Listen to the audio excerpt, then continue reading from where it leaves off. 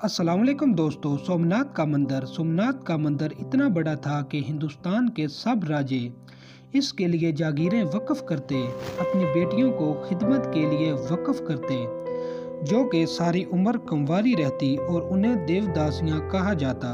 ہر وقت 2000 برہن پوجا پاٹ کرنے کے لیے حاضر ہوتے اور 500 گانے بجانے خوبصورت عورتیں اور 300 قوال ملازم تھے۔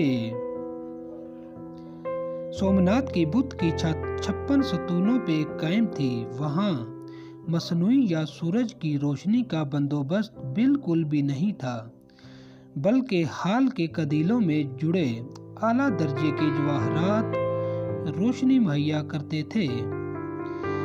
اللہ کے دلاور سلطان محمود غزنوی بت شکن سونے و چاندی کے چھوٹے چھوٹے بتوں کو روندنے کے بعد بادشاہ بت کے سامنے جا کھڑے ہوئے۔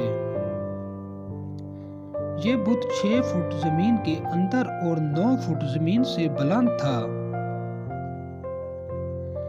اسی دوران شہر کے معزز سمجھے جانے والے ہندوؤں نے منہ مانگی مال و دولت کی پیشکش کی کہ سومنات کے بادشاہ بت کو کچھ نہ کہیں، تو سلطان محمود غزنوی کے دیشی دانشوروں نے مشورہ دیا کہ پتھر کو توڑنے کا کیا فائدہ جب کہ مال و دولت مسلمانوں کے کام آئے گا۔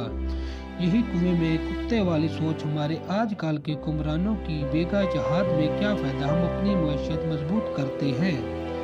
سلطان محمود غزنوی نے دیشی دانشوروں کی بات سن کر کہا کہ اگر میں نے تمہاری بات مان لی تو دنیا مجھے بت فروش کہے گی، جبکہ میری چاہت دنیا آخرت میں ہے۔ محمود بت شکن کے نام سے پکارا جائے۔ یہ کہتے ہی محمود بت شکن کی توحیدی غیرت جوش میں آئی اور ہاتھ میں پکڑا ہوا گرز سومنات کے دے مارا۔ اس کا منہ ٹوٹ کر دور جا گرا۔